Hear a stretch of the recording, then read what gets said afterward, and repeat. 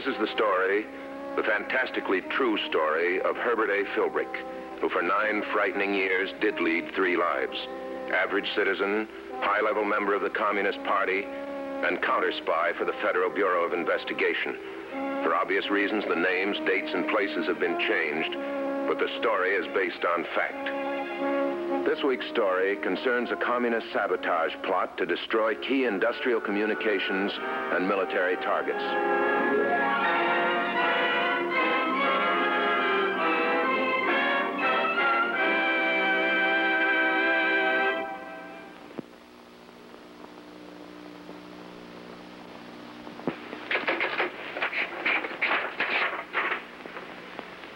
It is evident that I'm to be given a new assignment. What this assignment will be is, of course, unknown to me at this time. If it's routine, I'll include it in tomorrow's report. If it's important, I'll contact you at once. My present orders merely call for me to report to a residence at 510 Meakin Street.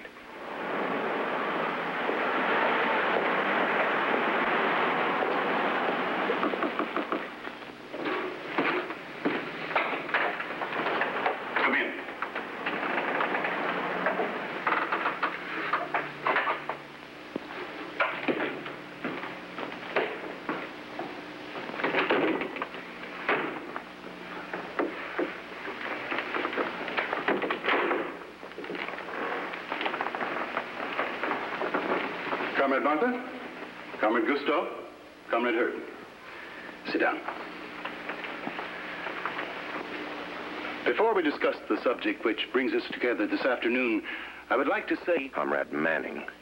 George Manning to the outside world. What's he doing here? What kind of a group is this? Comrade George is strictly high level. Comrade Martha, she's a new one. So's Comrade Gustav. Pay strict attention, Philbrick. Don't miss a word of this. Not only is your loyalty to the party a matter of record,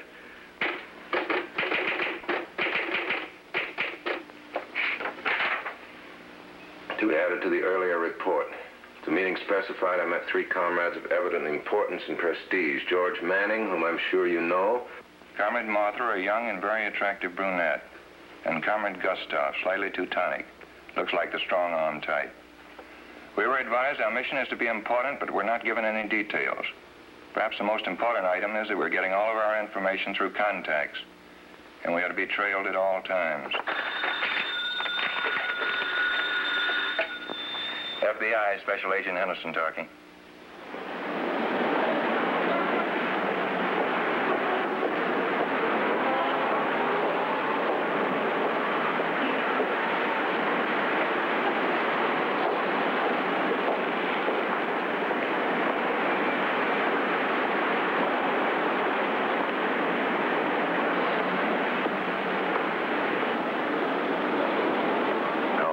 Fish must feel like when they're swimming around in a glass tank. More people have been watching me than watch the World Series. There's your man, Philbrick.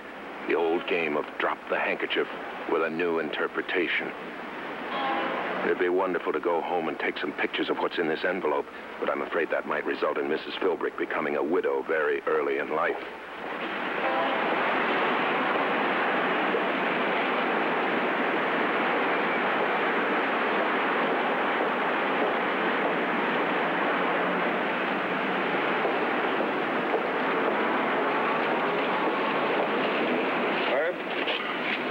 You while we talk for a minute. Henderson, I should have known. You'll be safe here for about 30 seconds. The commie that's following you is parked outside of the lot in a 2-tone green jog. There's an envelope in my right-hand pocket. Take a look at it.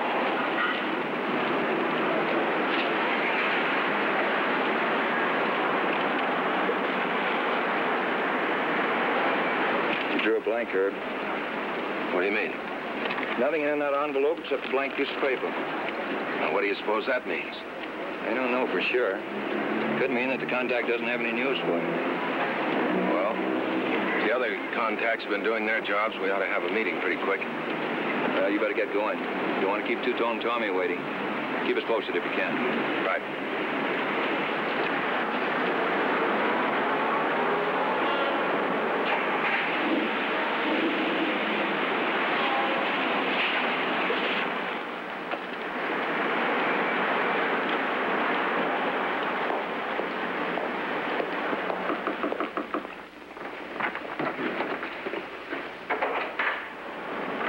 The very near future meant exactly that, didn't it, Philbrick? Here's the meeting that may tell the story of the blank paper.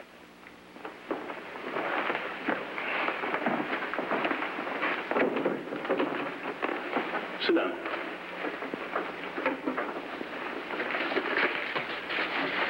You've all been in contact with the messenger, have you not? I have. So have I. Mm-hmm. I also received a package which may throw a little light on the subject. Comrade Gustav, open the envelope delivered by your contact.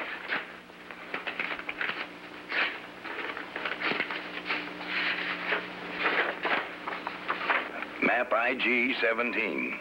Map I.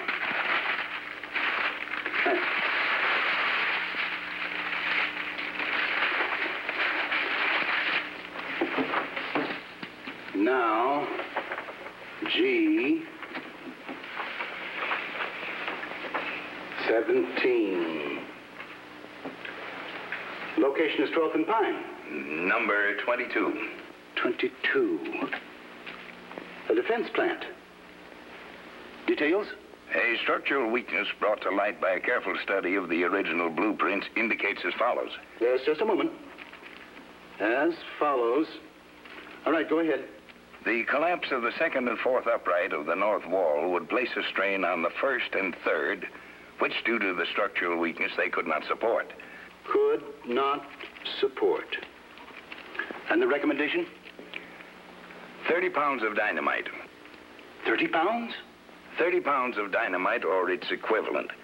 Of course, a means of entry should already be established by an on-the-spot comrade. This would reduce the entire wing to a state of confusion, which would take weeks to repair. I know. Yes, but what about the balance of the plant? With this wing immobilized, the balance of the plant could not operate. All right. Anything else? No, that is all. All right. Comrade Martha. Map U. Map U. Oh, yeah. 427. 427.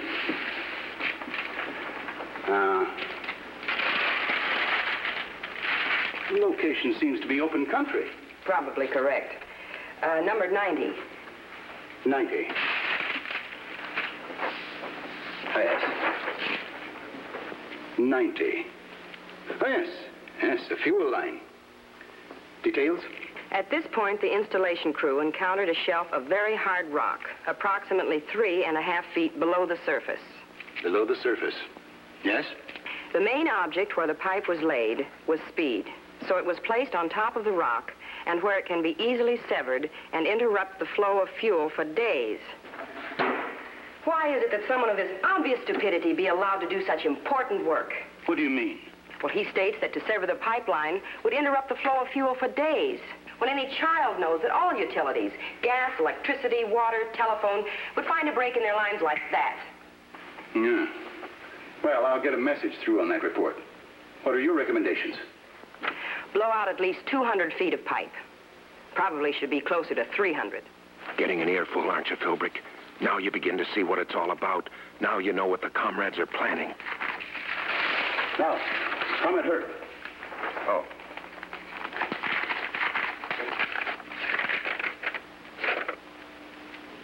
There must be some mistake, comrade. This is nothing but a blank sheet of paper.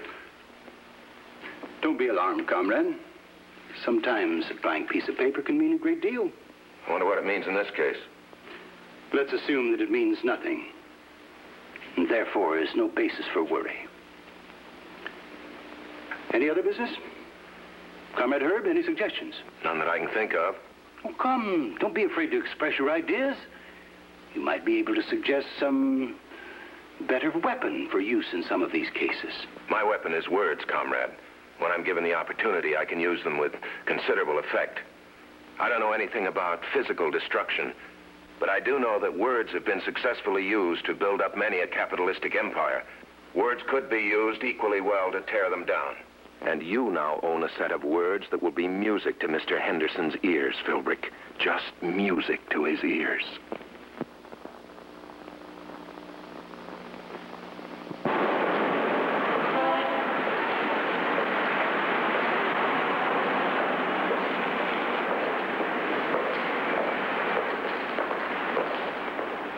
you better give out with a little hope that Henderson knows what he's doing. With Two-Tone Tommy on your trail, this could be dangerous.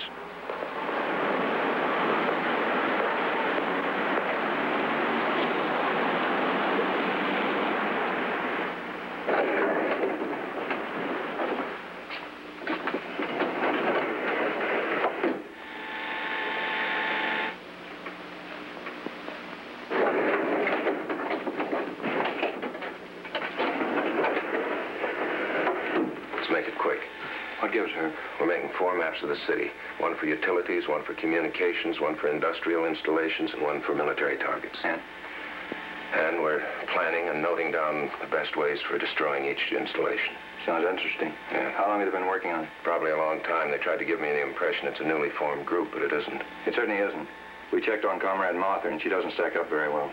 I don't know. In one way, she stacks up pretty well. Huh? She's real pretty. And just as vicious as she is pretty. She used to work for the telephone company and is an expert in communications.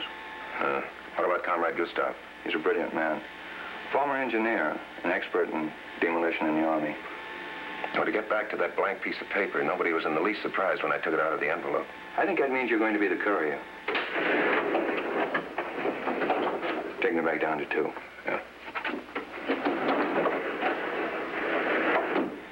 Me, the courier, huh? Yeah, that'd figure. Highly respected young advertising executive. Who'd ever expect him to be carrying communist plans around to blow everything up? Yeah, all we got to figure is how we can get our hands on those plans as soon as they're completed. That's without the communists knowing that we've seen them. Naturally. Those plans in our hands, the weak places that they've found, can be strengthened. The points of attack can be defended, if and when they start their fancy work. When do you think they'll start? I don't know. It could be tomorrow, next week, or next year. We've always got to keep one jump ahead of them. What's our next jump? I don't know. Keep in touch, Herb. Oh, here's your alibi. Up on the 6th floor, you talked to Mr. Harris. This is new advertising campaign. Looks like you got yourself a new client, Herb. A new client? That I could use.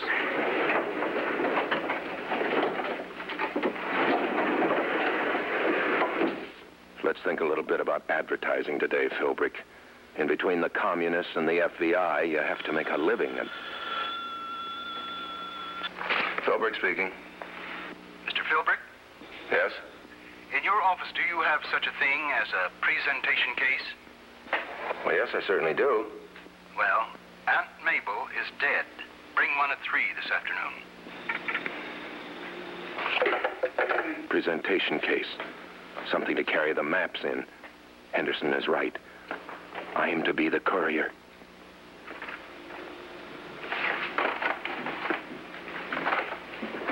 Carol? Carol? Oh, I'm glad somebody has time for lunch. Carol, on my desk you'll find a presentation case. I want you to have it wrapped and have it sent over to Mr. Thompson at the Athletic Club. Call him at Melrose 29814 first and tell him to pick it up there. It's important. That's all.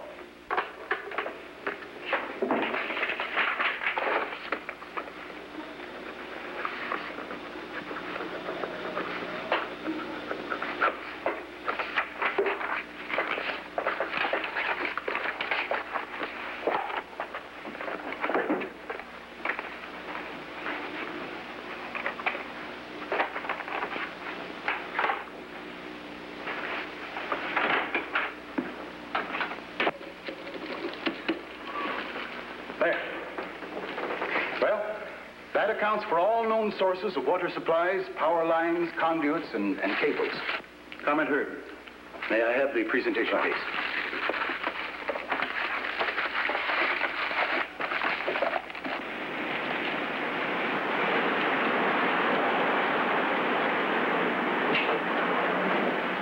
Oh, so you got the case. Good.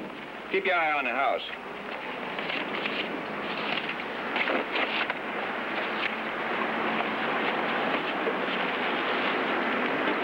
Carrying a duplicate of this case. The maps are inside. I'll kick my stoplight twice. If anyone else has the maps, I will flash it once for Manning, and 3 for Gustav, and 4 for Martha. If anybody else has the maps, we'll stumble when I leave the building. The contents of this envelope will give the courier his or her instructions.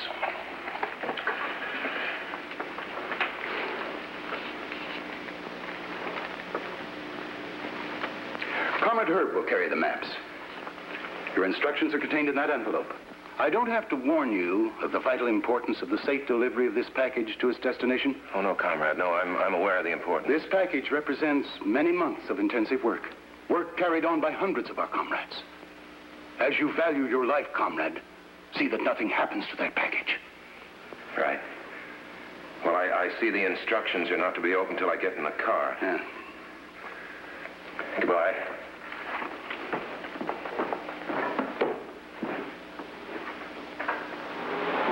Here he comes.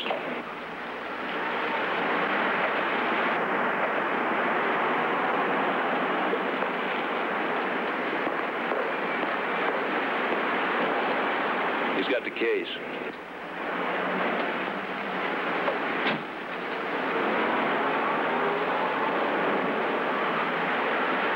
He's got the plans, too. Well, what's the matter with him? Why didn't he get started?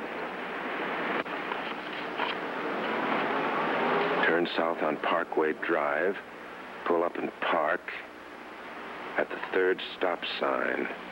Wait there exactly 4 minutes, then drive 10 miles straight ahead, and at the intersection of 5th and Dawson, you will be contacted by Comrade Maughan, who will identify himself by calling you Sonny. Sonny. All right, Philbrick, you've done your part. Now it's up to Henderson.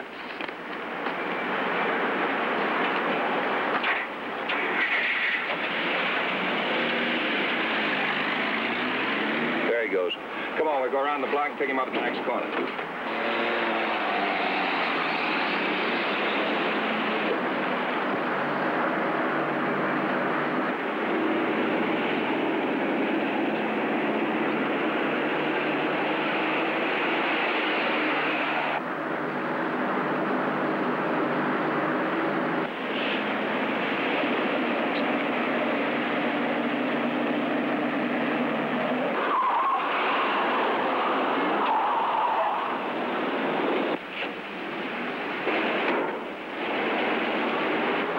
What's the matter with you, Bob? Don't you know how to drive a car? Look, I'm sorry, mister.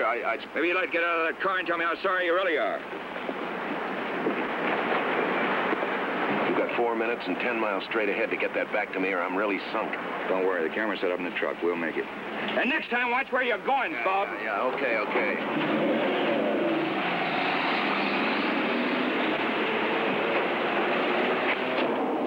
All right, start photographing.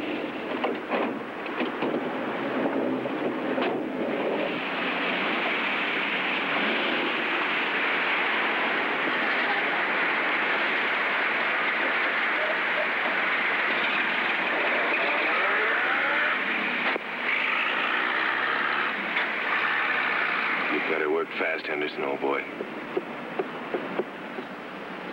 Exactly 4 minutes, the instructions said.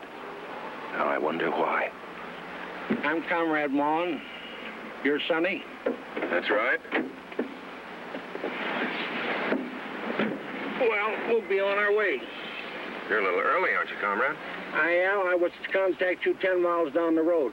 Well, then what's the idea? My orders... Your orders, comrade, are to take orders from me. Take the road to the right. Well, what are you waiting for? Let's get going. My orders are to go straight down this road 10 miles. Your orders are to take orders from me. Very well, comrade.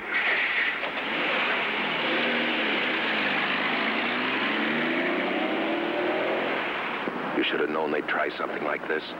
And the truck driving in the opposite direction, getting farther away every minute. You with a case stuffed with paper. What's going to happen when they open the case, Philbrick? Your time's about up. Only 1 more mile to go. Think of something. It's time you need. Time. If you can find some way to gain time. Engine trouble, gas. Not a chance.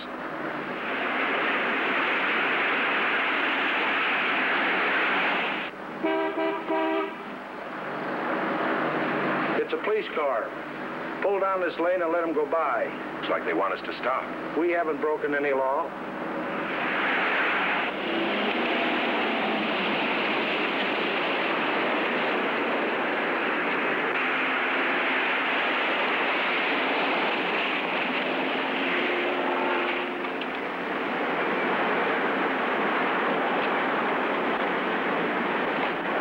out, please. We were driving slowly and on the right side of the road. What's wrong? There was a holdup in town about an hour ago. This car and you two men answer the description of the getaway car. I'm sure you won't mind if we check. There was a large amount of negotiable bonds stolen. I should say just about enough to fit comfortably in that case. What's in that case? Just some papers, some private papers. Shall we open it and look? Then if what you say is true, you can be on your way. Now's your chance, Philbrick. Tell the policemen the truth. They'll arrest this man and give you protection. Tell them. Well, the fact of the matter is, officer, the contents of that case are no concern of yours. We're not criminals and we're not hold-up men. We're not required to open that case at your request. We're citizens of the United States. Yeah, and the Constitution of the United States guarantees us freedom of speech, freedom of movement. I protest. In that case, we'll step down to the station and let the lieutenant open it. That's telling him, Philbrick. Why do you do it? You must be out of your mind. This is a regular procedure, isn't it? If questioning suspects in the case of a violent crime is a regular procedure, then we're wrong. We'll go down to the station and find out. Mike, get in the back of that car and wait. This is not the delay you were looking for. As soon as they open the case, the comrade will see the plans are not there.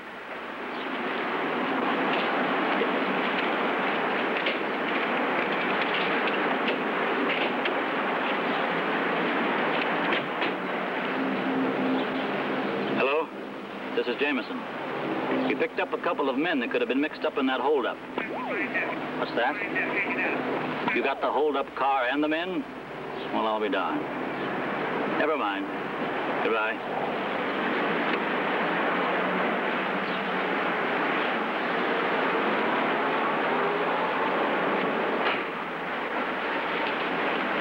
We owe you gentlemen an apology. The hold-up men have been caught. Awfully sorry, but you know how it is. We've got to check all angles. Sure, officer, I know how it is.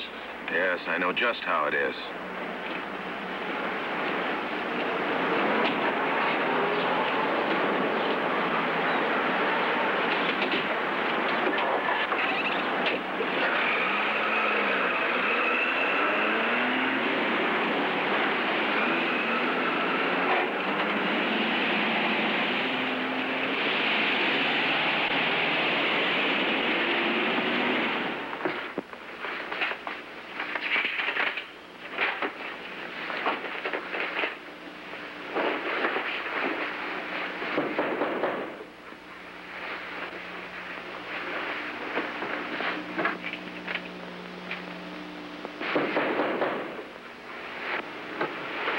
Come in.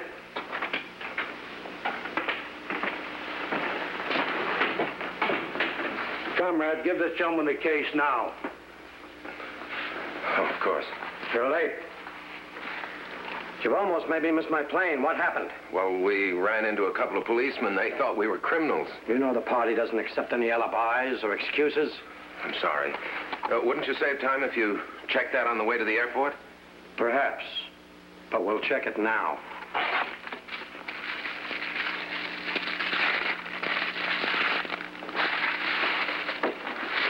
Okay.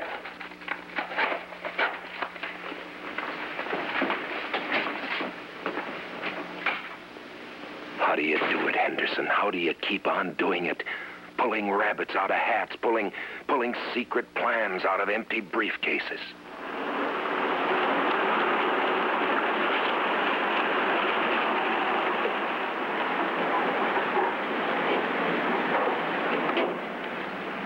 How'd it go? Fine, just fine. No trouble? Not a bit. We did just as you asked us to. I switched the case when I went back to the car to call in. What'll I do with this? I'll take it. Keep it for a friend of mine. Someday he may want to show it to his grandchildren. Thanks, officer. Take it easy.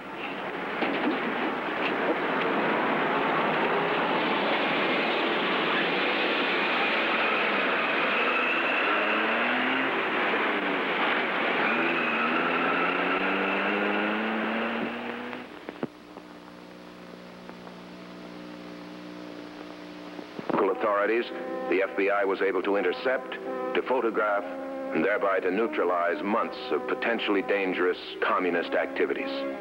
Next week, we'll bring you another story from the files of Herbert A. Philbrick, citizen, communist, Counter Spy.